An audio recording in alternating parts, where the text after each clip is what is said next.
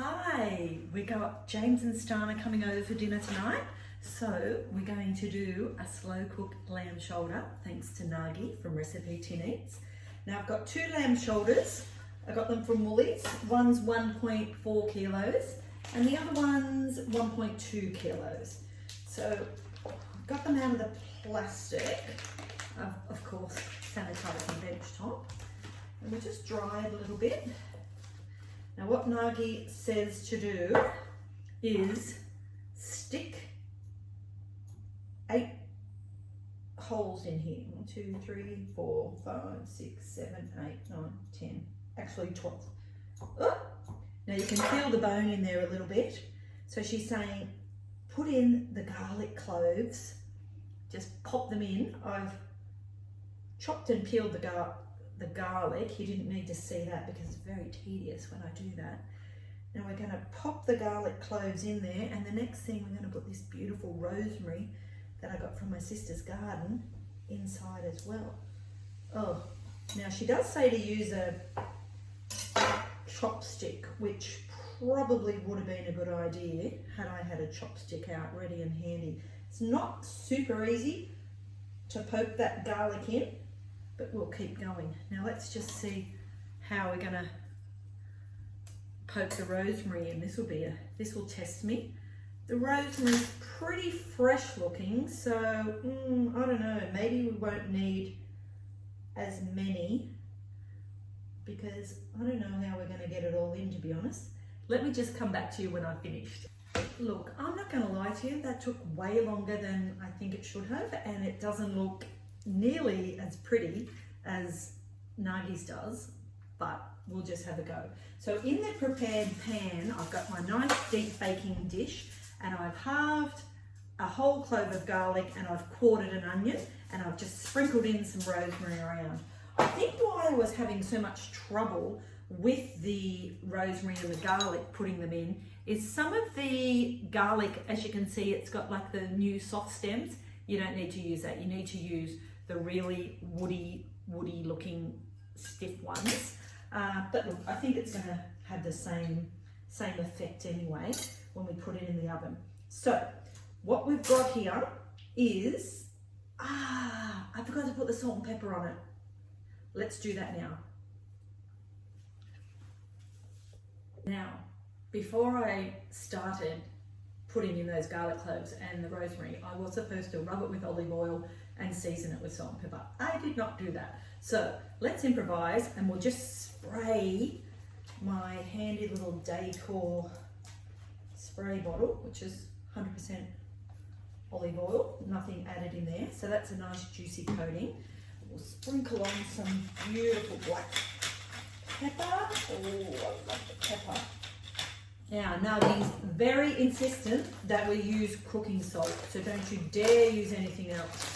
So she does tend to use a lot of salt. I don't use probably as much. She says 2 teaspoons for each one. I've just put out, look, it's probably 1.5 teaspoons to cover the both.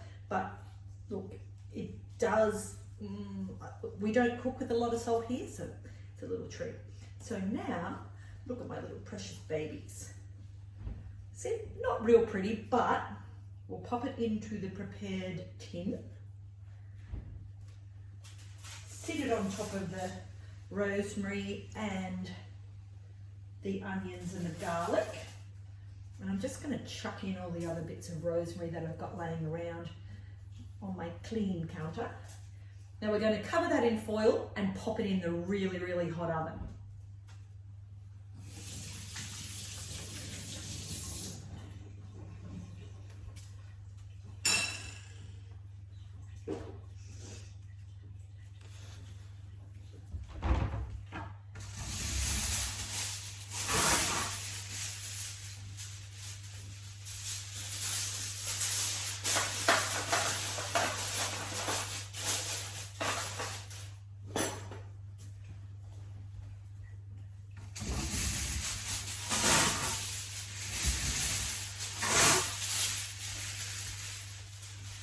Do 2 layers of foil because I don't want it to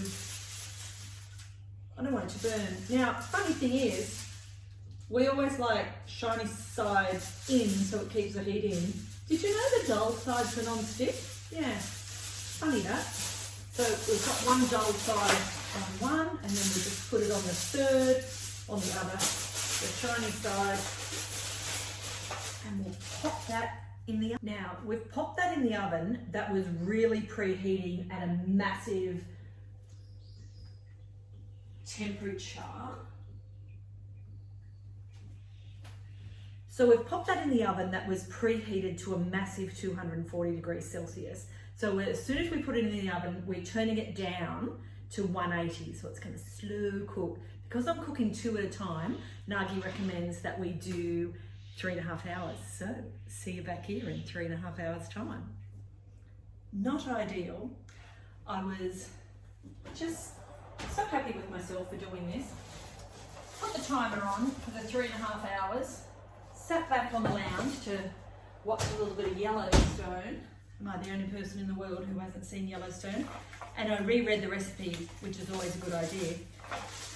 Oopsies, I was supposed to pour 1 cup of water into the pan, which I didn't do. That's okay, done it now, no harm. Actually, you can smell it already. The flavour, the garlic, and the rosemary together, just starting to heat up. But obviously the water's to give it that beautiful steam, so very important. So I am glad that I did go back to the recipe.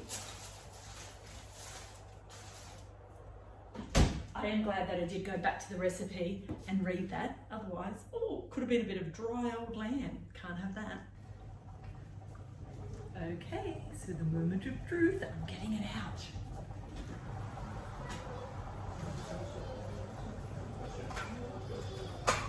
Oh, I can see just from looking at it that it's perfect. It's crisp up nice, it's lovely and brown.